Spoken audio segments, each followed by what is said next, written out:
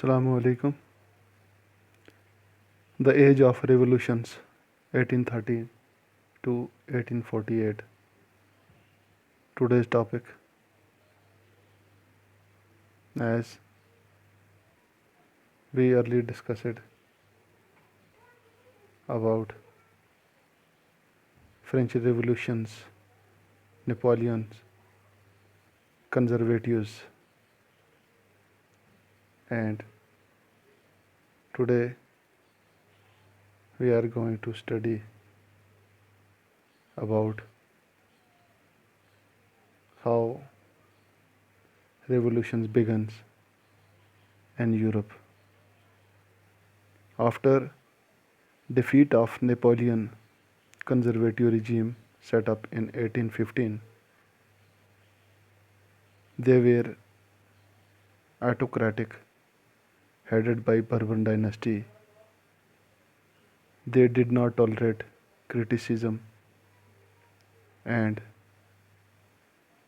dissent and sought to curb activities that questioned the legitimacy of autocratic governments.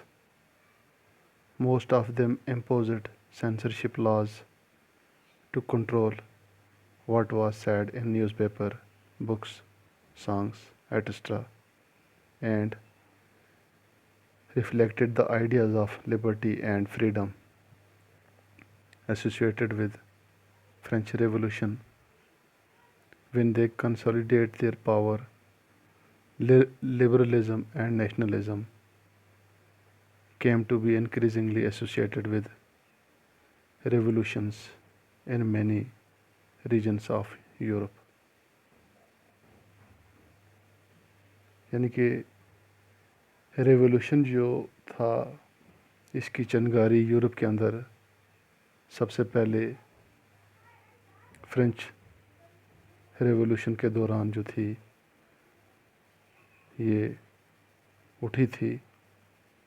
उसके बाद दोबारा से Napoleon ने हुकूमत की. नेपोलियन के डिफीट के बाद कंजर्वेटिव्स आए, जिनके हेड जो थे वो बर्बन डायनेस्टी के थे. तो उन्होंने बहुत ज़्यादा नुकसान जो था वो यूरोप में किया था. अपने पावर से लोगों को बहुत ज़्यादा तंग किया था, जिसकी वजह से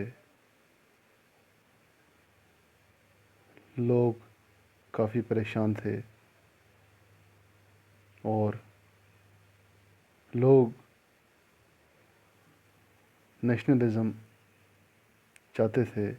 और उनमें एक ग्रुप जो था लिबरल्स थे,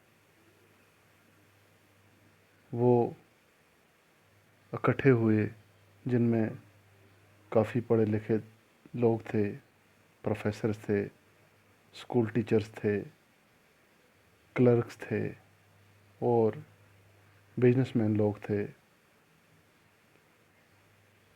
तो इकट्ठे होकर उन्होंने यूरोप के अंदर रेवोल्यूशन लाया, जिससे यूरोप के बहुत सारे इलाकों में इटली और जर्मन स्टेट्स और ओटोमन एम्पायर के काफ़ी प्रोविंसेस में इसकी आवाज़ जो थी वो गूंज उठी. तो इसका असर सबसे पहले फ्रांस में हुआ जुलाई 1813 में, जिसे जुलाई रेवोल्यूशन भी कहा जाता है. तो उस वक़्त चूँकि बादशाह जो था वो बर्बन डायनेस्टी के थे, लुइस फिलिपी, जो कि मोनार्किल गवर्नमेंट का हेड था वहाँ पे. तो उस दौरान 15 میں لبرل جو تھے انہوں نے اس کی حکومت کا تختہ پلٹ دیا، تو اسی دوران ڈیوک میٹرنک جو تھے انہوں نے کہا when France sneezes the rest of Europe catches cold، کہ اگر فرانس میں کسی کو چھینک آتی ہے تو پورے یورپ میں اس کی سردی جو ہے وہ پہنچ جاتی ہے۔ یعنی کہ ریولوشن جو تھی وہ فرانس سے شروع ہوئی، فرانس کے لوگوں میں نیشنلزم کا جذبہ پیدا ہوا، تو آہستہ آہستہ پورے یورپ میں اس کی چنگاری جو تھی، آگ جو تھی وہ پورے یورپ میں لگی، تو جس کا اثر یہ ہوا کہ جولائی ریولوشن سے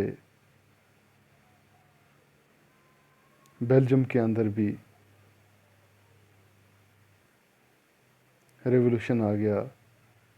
بیلجیم جو کہ یونائٹڈ کنگڈم میں تھا نیدرلینڈ کے ساتھ، وہ بھی اب ان سے الگ ہو گیا۔ اس کے بعد گریس جو کہ 15ویں صدی سے لے کر 1821 تک اوٹومان امپائر کے انڈر تھا، وہاں پہ بھی ریولوشنری موومنٹ جو تھی وہ شروع ہو گئی، چونکہ اوٹومان امپائر میں گریس جو تھا وہ وہاں پر اسلامی حکومت تھی۔ اب چونکہ وہاں پہ کرسچینٹی اور اسلام میں آپس میں ٹکر شروع ہو گئی، چونکہ زیادہ تر گریکس جو تھے وہ